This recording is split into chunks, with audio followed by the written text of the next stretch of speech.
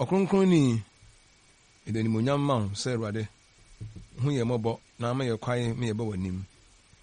enim se wanim ba no nhira bebre na nso be hyira yansa na efiri wanim akọ eda wase e wo Yesu din yi mu amen amen ye de Awurade ase se ene nso Nyankopɔn egoso na asam kronkron no ma yen na nsan mu nim se de esi eni so aye kasa fa ho nyina ayeyie a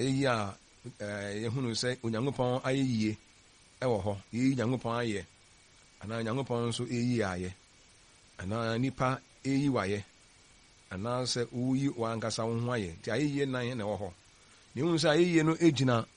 eniema ensia so your 6 elements of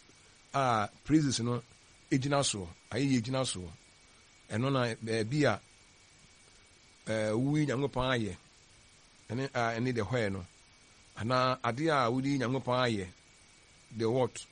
ana se how quite offer so yi Nyankopɔn aye the how ana de oyi Nyankopɔn aye the who ana de enti a yi Nyankopɔn de enti a yi Nyankopɔn aye the why ana ebra yi Nyankopɔn so aye ebra yi Nyankopɔn aye that is the when enti ene no ye hwe ebra yi Nyankopɔn aye ebre be pa na say yi Nyankopɔn aye enti na when to praise God ebra yi Nyankopɔn aye ebre ben na wo say yi Nyankopɔn aye na ebra yi Nyankopɔn aye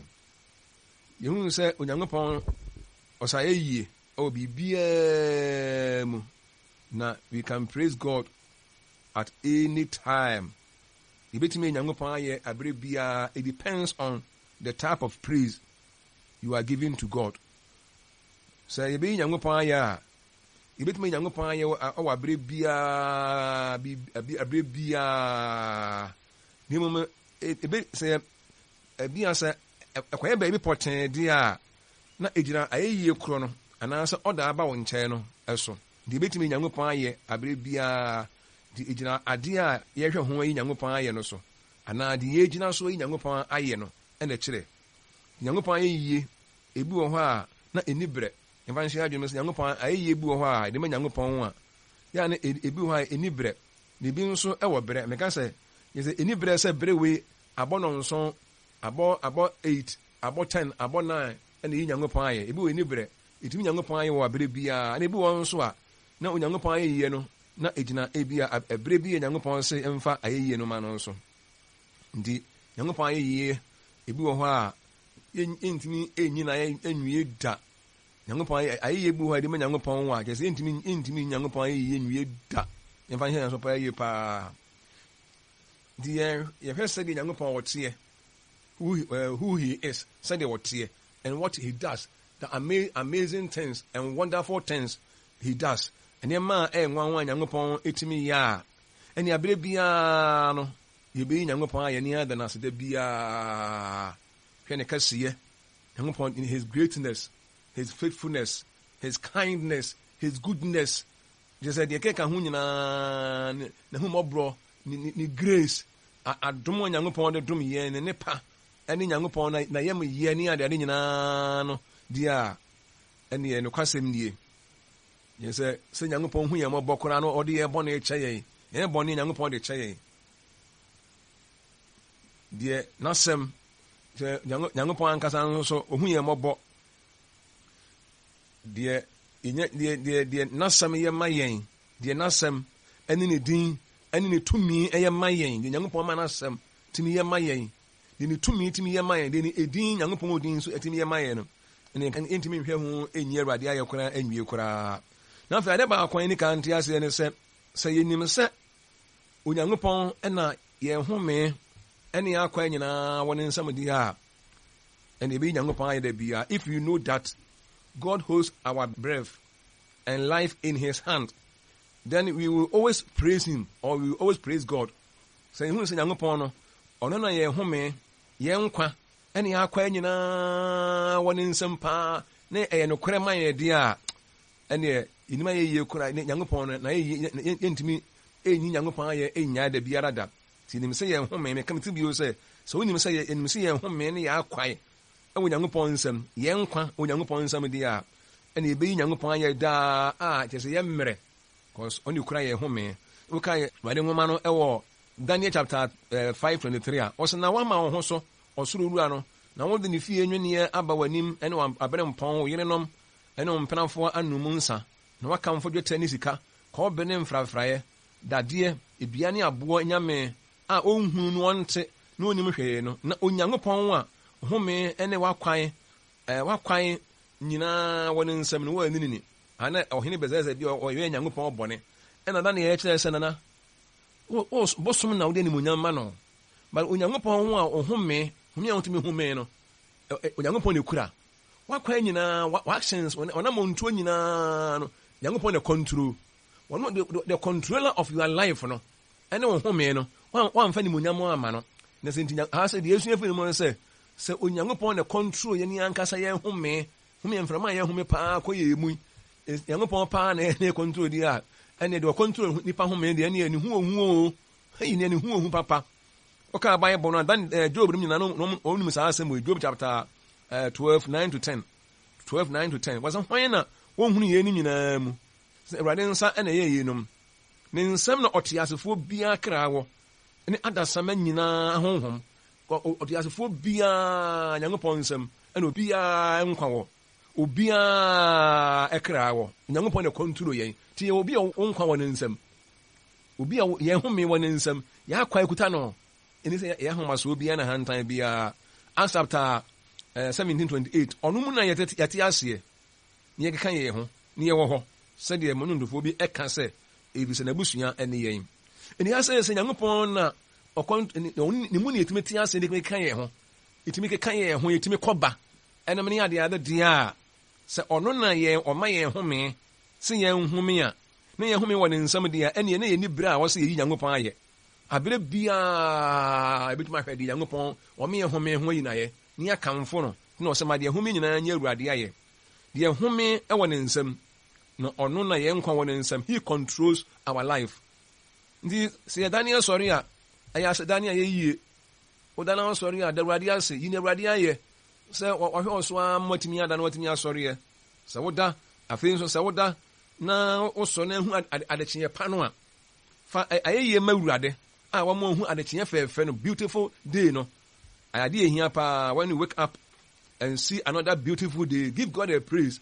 so wosɔre na hu sɛ me sɔre na maybe a mɛsɔre na pa biara no na sɛ mekɔyɛ exercise a na me hunu adekyeɛ fɛɛfɛ no a I always give God a praise me de munyam ne ayɛ ma Awurade pa me hwɛ sɛ wosɔre na pa na hu sɛ ade akye na hwɛ adekyeɛ fɛɛfɛ Nyankopɔn ade asa aba ne yɛ sɛ yɛbɛyi Onyankopɔn ayɛ di ade aseda ndi sɛ adeɛ sa na sɛ wɔkɔda na adeɛ kyew a so adeɛ kye a fa aseda ma Awurade na Awurade na ɛma ne baayɛ nti ɔno na yɛakwa nyinaa wɔ ne nsɛm nti yɛkɔda a yɛasɔre adeɛ akye yɛn ɛhu adekyeɛ fɛɛfɛ nyinaa yɛakɔ yɛn nnwuma so aba na sɛ yɛkɔda a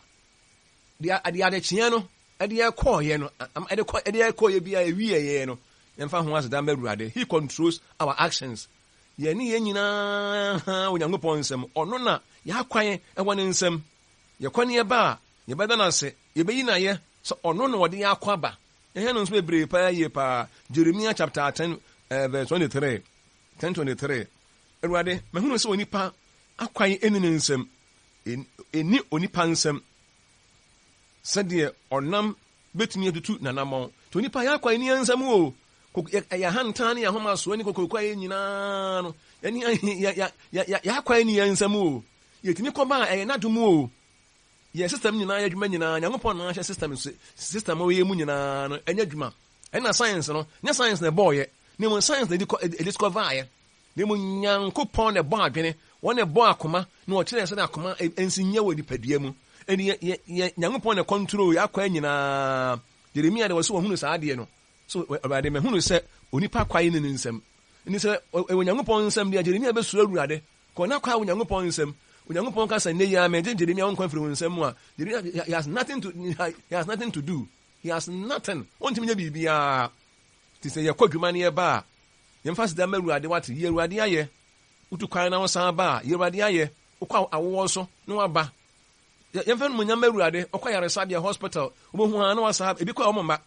ni baabi a wobɛkɔ wobɛba bia no fast dama awurade because wakwae ni won nsam de ɔma otimi kɔba no ɔsa yie pa ti yɛmfa yie ɛne na ase ɛma awurade ɔne metimi keka yɛ ho si yɛ home a ni akwa nyinaa wɔ ne nsam a yɛnyi na yɛ si yɛ home ne akwa nyinaa ɔne kura no de a yɛnyi na yɛ ɛne yɛ na gye sɛ ade baako a ɛnyɛ sɛ bi a yɛn nso yɛ home ne akwa wɔ ne nsam nyinaa nko nti yɛyi na yɛ Kristo ni a deɛ na sɛ abɔnefoɔ sɛ yɛ home nti ɛne yɛ Nyankopɔn ayɛ de a deɛ bɛ ne yɛ aboro so abɔnefoɔ nso so ɛhome na nti wɔn nso yɛ Awurade ayɛ di nyɛ sɛ bi ɛno nko a da bi yɛbɛ Nyankopɔn ayɛ deɛ manya no nko a ne hwɛ ho yɛ Awurade ayɛ ne mu yɛ deɛ yɛayɛ no kyɛn saa ayɛyɛ de mawurade no ɛkyɛn saa sɛ wɔayɛ yɛ ahoteefoɔ sɛ wɔayɛ nipa a yɛho ni asɛm awurade anim ei kyɛ sɛ ɛndeɛ ɛdɛ koraa kyɛn sɛ wama de pa kye yɛn sɛ Nyankopɔn ayɛ ɔhoteeni na adekyeɛ mu ne adesanya mu nyinaa no woyɛ ɔhoteeni a ɛnɛ ɛwɔ sɛ wohwɛ ho paa yi de awurade ayɛ yɛyi na yɛdeɛ sɛ yɛn home ne akwa nyinaa wɔ ne nsam ba yɛde yɛayɛyɛ no kyɛn saa bisa abɔnefoɔ koraa nso ɔmo home no akwa nyinaa awurade nsam nti yɛmmɔmmɔden sɛ yɛdeɛ yɛ pa kye yɛn a ni yɛda so yɛ ahoteefoɔ a na sɛ woda so kura wo mudie mu integrity woda so kura wo mudie mu die a ɛno yɛn na papa yɛ nso ne mu sɛ adeɛ nkyɛn wɔ tenini die a ne mu na sɛ na adeɛ kye yɛn no tumi home ba adeɛ kye wonya hoteeni die a ɛmfa so bɛ na ɛwɔ ɛmfa so bɛ paa na ɛwɔ so sɛ wotumi home nti ɛyɛ sɛ yɛ Awurade ayɛ deɛ ba na sɛ wohome sɛ wɔde bɔyɛ ni wohome sɛ korɔmfoɔ wohome sɛ odwamammɔfoɔ wohome sɛ ɔtorofoɔ daadaafoɔ a ɛyɛ sɛ ɔhome deɛ bada sɛ ɔhome sɛ ɔhotini ɔhome sɛ woyɛ hotini ne mu ahome ne deɛ ɛyɛ Nyankopɔn de ama yɛn a wɔsɛ yɛhwɛ ho yɛnyɛ boni ayɛfoɔ because nipa boni ayɛfoɔ bi ntumi nko Nyankopɔn nkyɛn onipa boni ayɛ because Nyankopɔn tɔ nsuo ne awia bɔma yɛn ne adade nyinaa bada de asdama awurade bada abɔnefoɔ deɛ sɛ yɛamfa sda ma awurade a ne yɛ boni ayɛfoɔ but no ungrateful person will go to heaven. No ungrateful onipa boniayefo bia ni ho a obetumi akɔ Nyankopɔn akɔ ɔsoro ayɛmaa mu nti eduru bere bi a na ɛyɛ bi ɛbere bi ɛna ɛde aseda ma awurade ɛna wɔ bere nso aseda eni bere a ɛyɛ sɛ ɛde ma awurade nti yɛnhwɛ yɛwɔ bere bi hɔ a na ɛyɛ bere na ɛme ɛde aseda ma awurade David kan asɛm bi sɛ ɔsɛ oh God bring me out of prison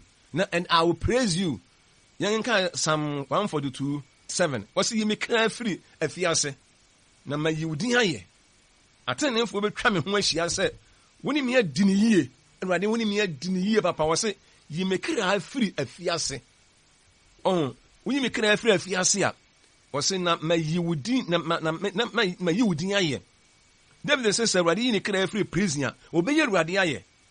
de na ma Awurade oyɛ Awurade ayɛ ɛyɛ brɛ na sɛ ɛbrɛ Awurade ayi na firi prison ne asa ne sɛ oyi na yɛ brɛ biara no part bi deɛ sɛ ne mpa yɛ ba mu a sɛ ne ni so ade hunu yi ana na de sɛ deɛ ana na koma so ade ba mu sɛ ɔse yi me kra free prison afiase na mayi wayɛ ni sɛ ɛbrɛ Awurade bɛyi David afiri afiase no ansa when ɛna ɔbɛyi Awurade ayɛ nti when ɛna David bɛyi Awurade ayɛ ɛyɛ brɛ Awurade bɛyi ne kra free afiase ni mo nya ɛmra ɔma ne home ɔhome nanso yare ɔmo ngu prison ɔmo home ɛno ho yɛ yie wɔ hɔ but with the prison na ɛdeɛ na Awurade nso yɛ ma yɛn nso ɛbɛyi na yɛ aha ɛyɛ bere bi ɛna David sɛ ɔbɛyi Awurade ayɛ sɛ Awurade atie ne mpaebɔ na ɔyi na free prison. What does prison mean? Prison ɛkyerɛ sɛ wɔha sɛ obi wɔ prison a wɔne ne ho ɔwɔ bea bi a wɔmpɛ mu anaa ɔwɔ bea bi a wɔmpɛ mu. When you are in a prison, it means you are in a captive. Wo nobum mu yɛ sɛ wo nobum mu nti biribi afa wo nomum adeɛ bi afa wo nomum na nti yɛka nomum fa anyɛ sɛ wo jail spiritual jail yɛwɔ physical jail hɔ de bɔne bɛtumi afa obi nomum te bea bi a wɔ mu a wɔne ɛnyɛ ho na wontumi mfiri mu na wontumi nkɔ baabi a wɔn ankasa wɔpɛ ɛnyɛ deɛ wɔpɛ ɔ nipa pɛ ɛma wo ho nti ade bɔne bi hom onipa so a sɛ ade bɔne bi ɛhom onipa yɛ so a nyɛ sɛ yɛafa yɛ nomum no anaasɛ fear of unknown yɛntimi hu biribi koraa yɛntimi hu biribi akɔyɛ lab test na yɛsɛ kɔyɛ HIV test na wontimi hu no yɛsɛ ɛyɛ negative anaa sɛ ɛyɛ positive na yɛsɛ fear of unknown ɛduru bi abrabɔ mu no yɛntimi hu sɛ deɛ ɛbɛto yɛ ne nyinaa no sɛ ehu bi da ɛwɔ wɔwɔ so a ne nyɛ sɛ ɛno nso wɔ prison nti deɛ yɛsua ne sɛ wonni ahotɔ biribi si wo kwan ɛwɔ bɔne kwan so a na wonyɛ free na it means say you are now a place of no hope a yes we were prison and you were bɔne afiase wɔ hɔ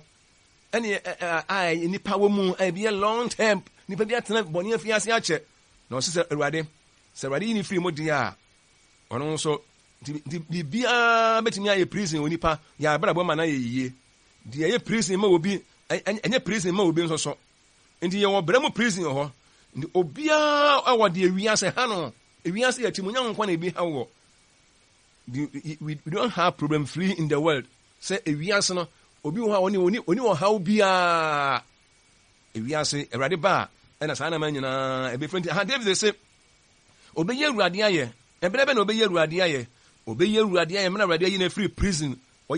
spiritually, physically, mentally, why you free on abrabum? I want him be a obviously you free or home. And you say, I'm going to free or abrabum. You radia, see in your breakthrough, and say you are in your paye. Say, I'm papa whom I bar, you radia, a brand young point you so free. No, you'll be Sadiama walk around, you radia. And he said, do I say a business crown swap? I didn't want in a year or boying. Those difficult times and answer tough times mukrano and see a year radiaye. So that's a kind or so 1 year but now you hear mu. Okay, Psalm 91 verse 5 was also premier. Imagine also. Many better and who hear mu. May not may in a mass any munyam. And you say a problems more than his about action in 1 free year. Sabra boya dear and his young upon a video about Bosca. Someone say, a Gmasamaya Basa, I want someone call ye. But what Ukra will tell him, Ukra Sukra will move dear more, or I want train free home. The about a GA free. No moon for more. Or see you know, papa,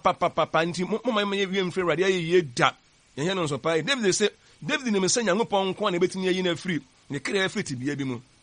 So young upon am I a deep bonny soon kunimua. Young fell and Munya Merade. When I bet me you were free prison. What to be a woman? David no one casa, so betting me you on one clear free prisoner. Uncle Bay. And he said, Erwade, be Mayania. Mummy, I pay ye pa. David said, Erwade, bet me in a ready. David in Impabia to be a woman, and in the Paco betting Yabuano. David who state ya a woman, and then you bet me a free state him. And he state ya woman and said, state woman, no one pet. What to be a bimu? Now, pen no any Jehovah dear. 1 pound what year, now pound and what. They must say, what to be able to say, 1 pedia. Oba home pie, na fe opa ho oje. Ti bia be na wo mu, bia mu san say ti bia be. Na wade you free mu a, oba ye ruade aya na. Ye hye no nso bebre. Afa de ba akon san tia say David praises the Lord 7 times a day, not 7 times a week or month. Na David to me Nyankopon ye emprenson. Da ku o Nyankopon atemu ho. Psalm 1 verse 164. Was da ku me you ye emprenson. O tani atemu ho. Hwe da commit mitnase David mitnase ya efa na pako se anwumere wo Nyankopon aye nko emprenso na bibia mu o se Nyankopon bu atenten ni nti Nyankopon bu aten yetene nti wo Nyankopon no nko a wo hwe ho Nyankopon aye emprenso da ko diaka bia ma yo ene ma aka Nyankopon ne pa ene ne ma bia waye ma no na brabum se Nyankopon bu atenten ne kura no me go nim se wo ya de yetene Nyankopon ni mu a Nyankopon bebu atempa e de ama no ana wo ye bone nso o suruade se Nyankopon bebu ne fo Nyankopon no o yi na ye se obu atenten ne no so wo ye bone obubu fo ana wo ye papa nso a na wo nanim nso a obubu bem enti wotumi Nyankopon aye empene nso Nyankopon atemu ho enema aka ho ne so de ne ma aka ho de a ene ne ye se ne David aye de ene ne nke enia no how many times a day do you praise God you must say ho ade achi a aye ahodo pa se ne de ma Nyankopon obu okura ba akokora abo Nyankopon ba akokora abo no na sem kora e kire ye kwan kora ne aye se ne de ma na sem. How many times do we praise the word of God in our heart or in our mouth? Ya akoma mu pa busa won say ade achi ya akoma mu pa no aye be pa na de ma Nyankopon sem e kire kwan de akọ heaven. You know eno ma be mu na ye hwe hu ye Awurade aye da bia emu say ye ho se ye hwe ade baako pɛ ho ene Nyankopɔn ayɛ de a ene ebe fail na mmom se on say ene ma Nyankopɔn yɛ ma yɛ dɔɔso ye ba yɛ ne anka say yɛ personal life mu a ene general mu nso a yɛ ma yɛ dɔɔso bebre anka say da bia de Nyankopɔn ayɛ wo yɛ anum enye sɛ yenyanya sika sɛ de yɛ pɛ awade Nyankopɔn yie ma yɛ sɛ de yɛ pɛ no awo nya ma yɛ promotion bi yɛ pɛ wɔ dwuma mu insan kan yɛ anansa pomodin bi nya ma yɛ bibi yɛ hwehwɛ visa bi yɛ bɛsɛ travel visa bi yɛ hwehwɛ ma yɛ admission bi yɛ pɛ wɔ dwuma mu na bibi mu ne insan kan enti Nyankopɔn ayɛ yie so ɔme yɛ home kwa yenyina yɛ enkwagye ɔde ama yɛ kwa yenyina yɛ hu pa yie pa nanso enema bi yɛ gidifo yi nema pii Nyankopɔn yɛ ma yɛ nema Nyankopɔn yɛ ma yɛ sɛ gidifo dɔɔso yɛ wɔ 1,000 reasons ya yɛbɛtumi agina so yɛ Awurade ayɛ da bia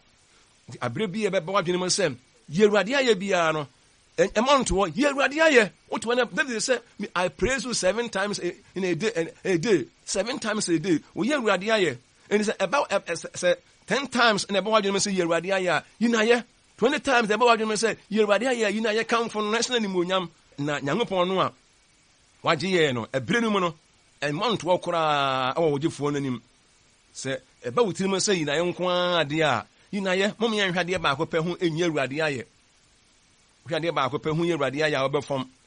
adeɛ baako obi a woyɛ Awurade ayɛ abre ne bra no biara no ɛkyerɛ n'ani so also appreciation to God ɔkyerɛ n'ani so Awurade David say I praise you 7 times a day the David praise Nyankopɔn 7 times a day no na because of his righteous judgment so obu atenten ni nti no wɔyɛ saa nso a ɔbɛkɔ so asura Awurade onim sɛ wɔyɛ de yɛtena ɛwɔ Nyankopɔn anim a wɔde bɛbu atenten ama no de obu atenten no obebu ne fɔ so wɔyɛ bɔne nso a ndi ɔbɛhwɛ sɛ ɔbɛyɛ de yɛtene nti mum yɛ nsuro Awurade nti Awurade yi na yɛ no yɛnkɔ so nso nti sɛ ɔmpaebɔ Nyankopɔn de ɔmpaebɔ hu mu ayɛ ba a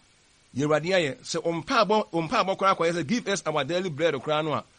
sɛ obi hɔ bɔ mpaeɛ sɛ Awurade give me my daily bread ma me dada aduane a yi na yɛ sɛ yɛ Awurade ayɛ ɔmo ɔno aduane yi na yɛ ɛna mpo sɛ watena ma yɛn dada aduane a obi watena ma yɛn dada aduane wɔn nso fa animonyam ma Awurade sɛ wobɔ mpaeɛ na nsa kɔwa no a ne Awurade boa wa yi na yɛ na obi wɔn nso wɔn mpaeɛ koraa na ne nsa kɔwa no a wɔn nso wote saa nso a yɛ Awurade ayɛ yɛn nyinaa yɛnyɛ Awurade ayɛ nti sɛ yɛn nyinaa no ɔsɛ yɛtumi ɛda Awurade aseɛ ne mu ɛnyɛ Awurade ayɛ sɛ watɔ bɔne mu wotɔ bɔne na afiri mu deɛ a yɛ Awurade ayɛ sɛ wotɔ bɔne mu wofiri mu ne mu da bɔne mu deɛ a hwɛ ne wɔanyɛ Awurade ayɛ sɛ ɛda ada bi a ɛbɛtena asɛm biara no Onyame asɛm ɛbɛba wo nkyɛn biara no da Awurade ase yɛ Awurade ayɛ sɛ n'asɛm ɔwɔ nkyɛn yɛ Awurade ayɛ sɛ n'asɛm ɔwɔ nkyɛn na huhu sɛ n'asɛm tene huhu sɛ n'asɛm ɛyɛ nokorɛ na huhu sɛ n'asɛm ɛde wobɛkɔ nkwagyeɛ mu na woda so di Awurade asɛm akyie na Awurade asɛm ɛdi wo so no yɛ Awurade ayɛ kamfo Awurade sɛ Nyankopɔn de n'akwan akyerɛ wɔ wɔn ma wo nimdeɛ nso wɔde wo si heaven kwan so da ko bɛyɛ Awurade ayɛ sɛ nti yɛkamfo n'asɛm wɔ yɛn akoma mu yɛyi n'asɛm ayɛ ne tumi edin kronkron no yi na yɛ tumi na bɔ yɛn ho ban no edin kronkron no a ɛyɛ dwankɔ bia yɛdwane kɔto a ayɛ stronghold a yɛnya bambɔ no yɛyi edin na yɛ ana David sɛ abere bia deɛ ɔbɛyi Nyankopɔn ayɛ na ehia paa da bia no ɛsɛ ne tumi no yɛbɔ ho ban tumi ɛyɛ mu adwuma mom yɛn nwure mfiri Onyankopɔn din nti God's praise must continually be in our mouth sɛ ɔsɛ Nyankopɔn na yɛyie deɛ wɔyɛ nim da bia wɔsɛ mɛhyira Awurade na nyinaa na yɛyie wɔ manum daa na obi a na wakwan wɔ ne nsɛm obi a wɔsɛ wɔyɛ opiri prison mu a wonhyia nda bia David sɛ na temu wɔtene ne nti Nyankopɔn ne kaseyɛ nti ti ɛwɔ sɛ na yɛyie wɔ yɛn num da bia I will bless the Lord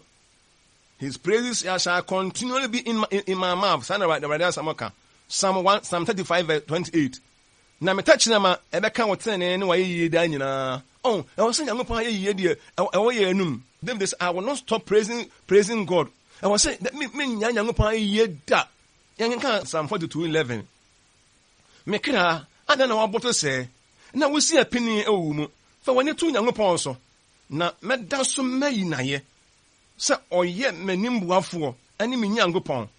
David spoke to himself so when he was sad and man over what was ada na mekra wabodo saa ewu mu me Awurade aye or down pa ye pa David was down was my soul Why are you so sad? Why are you so upset deep down inside me? Put your hope in God. For I will yet praise him. May ye a radia, may conso, may you na ye. And he said, a brave one any pacorano, not when your challenges were brabomu. Problems between me are bad or brabocrana or down. David Catcher was saying, I see myself saying go down, but there is hope in my life. So I'll come, may ye, I mean, young copa yeda. Maybe no about and Yentimin Cassam Punch. Oh, the iron says, in the bay, Abrabono. No, was it already me savior? Was already the Lord is my savior, me therefore when a boy me so me were down there, but I will say praise the Lord. When they are so young poem, one for any Anthony Pastor. Nipa met me do hambo, nipa met me fail, but God never fails. And on young coupon, and I was say the every anymore. A man so ya to ye, a man about a man walk down, speak good things to yourself. Now so you can't some patch and or son any baby, and to young upon Eddie or nipa met my failure. Was it for one two young apostle? Now, and David said, many but two young apostle. Nipa met my failure. Man can disappoint you any time. Nipa, if really nipa de be but God never fails. Nipa ya brabomini as it's name. Obuwa, Usun, anyone who, and a man as Sidia, and a man needs you, Obuwa, Obiusono. What pay will be Obiusono? What say will be a human and then any adjet. To obi soon, and you'll be any year, obi mo obi soon, and I'm an energy, so what is as I want it. Now a bread dane, umobisu, umobia war, no be a real one award, and one yard. You go at the papa be a bro. A brabasa, a bedroom, ebeno, no old sim, no who the only one brabum, nanny pano was also man, was an iron horn, no woman in Ukraine. Young here be brew ya brabum pa, and ne, so usua, may catch the obis and the usua. Overset, catch the one say no. There is hope in me when they are so young. There is hope for my life. Son, David say, met down so many you are here. Met also or bet down so you radia, because the Abrabomu, as a Tamia, the Uncle, also near radia. May you radia there be a was it the Atumina? Me other reasons to be up. Meeting me a dinner, so I praise God because young upon is my savior. Do you praise God or do you praise him all the day long? Yet me yet radia the moon na young kind Psalm 71 6 to 8. When I me free your from me de me chiri wo. We me free me na yam. When I may you da my nipa bebre ni so anwade. Ye dia we mean ye. Na woni me dwan kobia ye den. Psalm 71 6 to 8. Or say na 8 wo. Why ye anyone ni die ebe hyem manum ma. The moon all day long. The moon almost abrabon de ma medie. Now so ye me dwan kobia stronghold. Hona me dwan kwa me dwan beto wa. Danger bia no efiri ma kwa mu. Na menya protection no. So far as I would need one de ampa send a nipa ehume de. Now so wura de me dwan beto wa. Enti me nya wa ye da. De ekoso ma brabo mu no de. Now so we say Erade e ni dwan kobia. God is his stronghold. Ndi be a udwan kwa wunya bambo en efiri ene danger mu no. Onsa ye yi ana e ne we kwantwo all day long. The moon na David ye Erade aye. Ene ye kwantwa pa. Obi a we udwan kobia de. Ene say na we stronghold de. Ene ye say ene anuanom say baby e kwa enya bambo firi pa de. Ene aya hosa ye yi pa. Mu menye Erade aye. I don't for no enchane de asan ba na wiye. Enchane wo mo te wo fie Psalm 84 verse 4. No obekos why you are there bia. Mu yenkoso nye Erade aye. Ye ne ti Nyankopon fie because Nyankopon ne ma papa. Ni tumi, ni bambo, ni epse na osi ye wa brabo mu. Endi ebre bia bebe hodwene mu se ye Erade aye bia ni aye. Endi se enta ma wutiri mu se ye Erade aye de a hunhum no yare wate. Yitumi se wo yare. Na untimi nko heaven. Obi a oye ungrateful onye Nyankopon aye bia o de se dwamamofo o de se won se afo Nyankopon nim because onye Erade aye ya kwa ne ehumi nyina won nsem ya nkwa ne ye won nsem ni di edwanko bia maye won aye ahotefo na obi a ohwe wo so abrabo kura ye dia otimi ma won dia so na otimi sa ewie maye oh na sa nipa we ebrebe na wo se yi na ye ndi abre bia wo fata ji se ono kire se ono eye se afedie wa specific se ebre we ne fa ye ma me ɛne saa berɛ no na wɔso a wode ayɛyie ma no ne mo so ɔnyɛ specific de a ɛne aberɛ biara no yɛde ayɛyie bɛma Awurade yɛde Awurade ase Nyankopɔn anim no boni ayɛfoɔ de sɛ ɔkorɔmfoɔ ɔaresɛfoɔ ne nyammɔfoɔ momma yɛma Awurade ayɛyie no ɛnka yɛnum da biara na Awurade wɔfata yɛyie Nyankopɔn fata yɛyie ɔfata naaseɛ anuanom mede asɛ na bana wiyɛyɛ da kɔ Nyankopɔn ayɛ sɛ say, how many times do you praise God in a day? And now you say, and now the chin send away your radia. Hey, back up, you know, and dear bear, I dare back up home. Everybody who hear my boy, and then I say, one may I do such a woman see a year. I will use to do you. Amen. Amen.